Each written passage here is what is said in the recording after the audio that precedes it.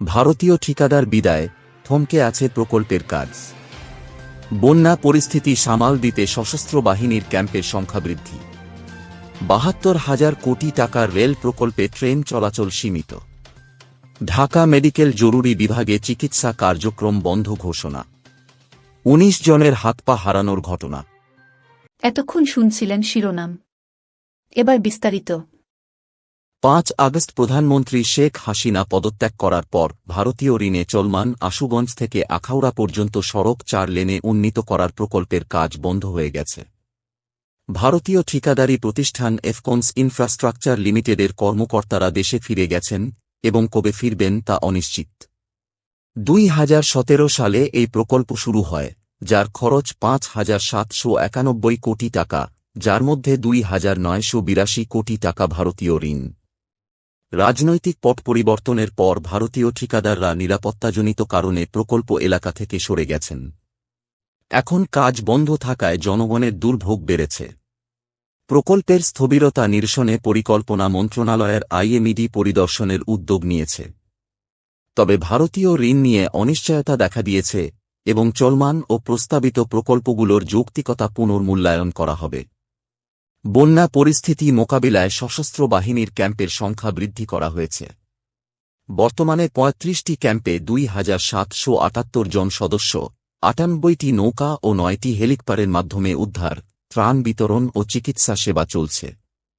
গত ২৪ ঘণ্টায় ৫০ জনকে উদ্ধার, ৫৬,৩৮৭ প্যাকেট খাদ্য বিতরণ এবং ৮,৬৮৬ জনকে চিকিৎসা সেবা দেওয়া হয়েছে।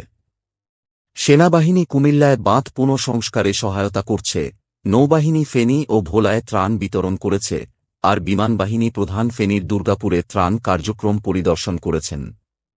বিগত আওয়ামী লীগ সরকারের সময়ে ২০০৯ থেকে ২০২৪ সাল পর্যন্ত নির্মিত ৮টি রেললাইন প্রকল্পে প্রায় ৭২,০০০ কোটি টাকা ব্যয় হলেও সেগুলোর যথাযথ ব্যবহার হয়নি। রাজবাড়ী থেকে টুঙ্গিপাড়া পর্যন্ত নতুন রেল লাইন নির্মাণ এবং পুরনো লাইন সংস্কারে ২,০০০ কোটি টাকা ব্যয় করা হলেও এখন মাত্র ২টি ট্রেন চলছে। অন্যান্য ৭টি রেল লাইনও তাদের সম্ভাবনার তুলনায় কম ব্যবহৃত হচ্ছে, যেমন পাবনা ঢালারচর, কুমিল্লা চিনকি আস্তানা, চট্টগ্রাম কক্সবাজার ইত্যাদি।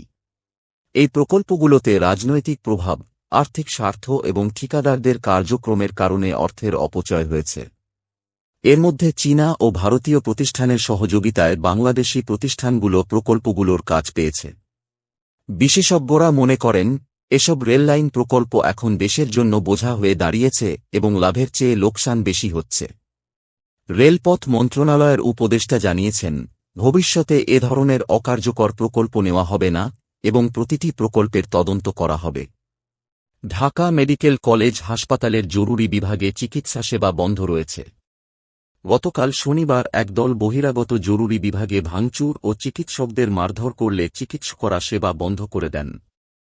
নিরাপত্তাহীনতার কারণে আজ রোববার সকাল থেকেও জরুরি বিভাগের চিকিৎসা সেবা বন্ধ রয়েছে। ঢাকা মেডিকেল কলেজ হাসপাতালের সহকারী পরিচালক মোহাম্মদ আব্দুর রহমান এ তথ্য নিশ্চিত করেন। গতকাল সড়ক দুর্ঘটনায় গুরুতর আহত বিইউবিটির এক শিক্ষার্থীর মৃত্যুকে কেন্দ্র করে উত্তেজনার সৃষ্টি হয়। অভিযোগ উঠেছে, চিকিৎসকদের অবহেলার কারণে ওই শিক্ষার্থীর মৃত্যু হয়েছে, যা নিয়ে হট্টগোল ও সংঘর্ষের ঘটনা ঘটে। চিকিৎসকরা দোষীদের সিসিটিভি ফুটেজ দেখে গ্রেপ্তারের দাবি জানিয়ে আলটিমেটাম দেন, অন্যথায় ২৪ ঘণ্টার মধ্যে কর্মবিরতিতে যাবেন বলে ঘোষণা দেন। কোটা সংস্কার ও বৈষম্যবিরোধী ছাত্র আন্দোলনের সহিংসতায় বহু মানুষ আজ চিরকাল প্রতিবন্ধী হয়ে পড়েছেন। আহতদের মধ্যে বেশিরভাগই নিম্নবিত্ত পরিবারের সদস্য এবং বয়সে তরুণ।